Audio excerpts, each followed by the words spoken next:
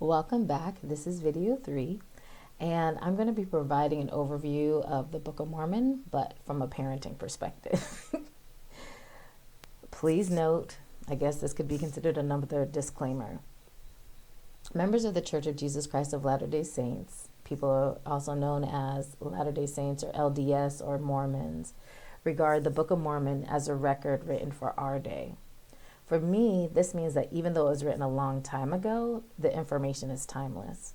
The invitation is to read it, even though it was written, to read it for yourself and apply it to your life. So what I'm sharing is personal. This is my personal understanding of the words I've studied, which I give credit to God for granting me. I have been blessed to take what I've learned from my personal studies and apply it to real life situations, some of which I've been graced to participate in. In an effort to generate easier and greater understanding, I compare stories in the Book of Mormon to what is happening in the world today. From the parent coaching lens, I am using the polyvagal theory to clarify what's happening in the stories from the neurological perspective. And if you're not familiar with the polyvagal theory, it's you can look up the Polyvagal Institute for more information. It is you'll learn a little bit about it here. So the Book of Mormon begins with the story of a family with 4 sons. Lehi is the father, Sariah is the mother, and the 4 boys are from the oldest, Laman, Lemuel, Sam, and Nephi. The beginning of the book is a reflection of events. It's not happening in real time like it is for some of the other books, like it is in some of the other books. And the author is Nephi, who is the youngest son. So in this book, Lehi has a dream, and he's told to leave. One of his first dreams or visions is that he's told to leave Jerusalem because it's going to be destroyed, and to take his family into the wilderness. And they're going to go there for an undetermined amount of time. So I compare this to our military families. Sometimes soldiers are called to go somewhere alone, but other times they take the whole family and they end up somewhere vastly different than what they're used to. And that's a huge adjustment to make. The 2 oldest brothers, Laman and Lemuel, are not happy with this decision. Most likely, they are well established with friends and lives they have been happy leading. Nephi admits that at that time, he was, quote unquote, exceedingly young. So he naturally followed his father. At least that's what I think.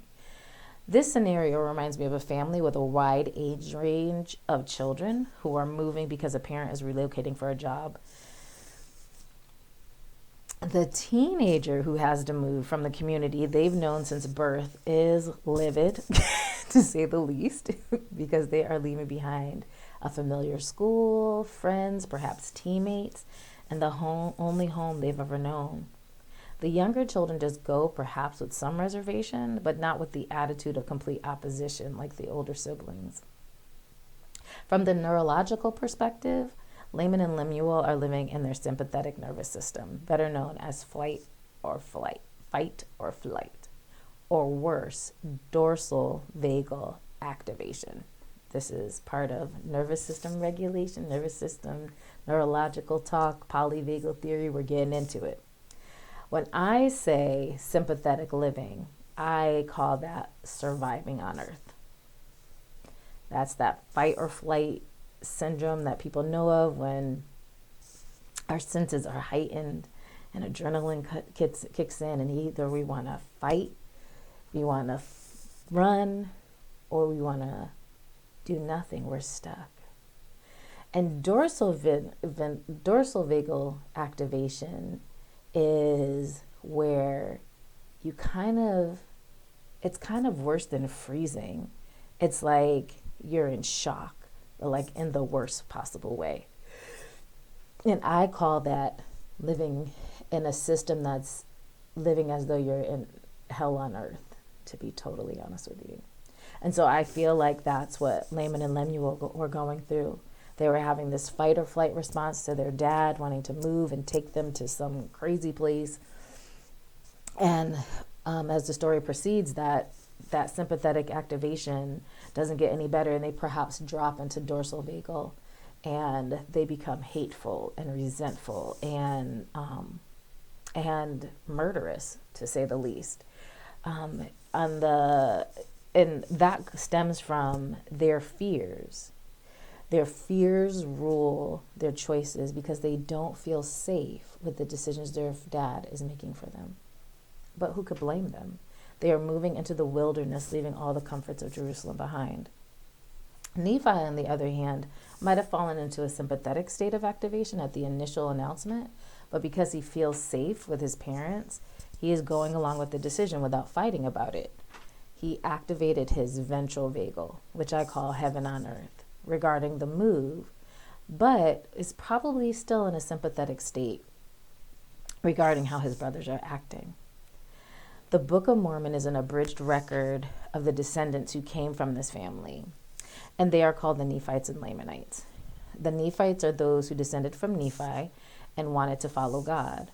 The Lamanites are named after Nephi's oldest brother Laman, who was distraught by the decision his father made to move. He made sure everyone knew about it. And if you didn't join him, you were an enemy to him. And this carried on through their descendants. In parent coaching, we call this generational patterns. Some patterns are traumatic, some are not. And so, as a quick overview, we've talked about generational patterns, the patterns that came down through Nephi as a believer in God and of the things that his father taught, and of Lemuel, who didn't believe in his father, if he believed in God, he didn't believe in God the way his father did, and who carried on a pattern of hateful behavior and passed that on to his children.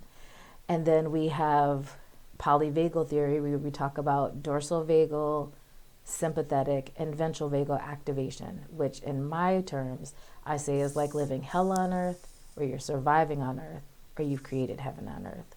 So please stay tuned for the next video, where I'll continue to talk about what this means in the bigger sense of things and our efforts to create Jershon and launch the new Emancipation Proclamation. Thank you. Stay tuned.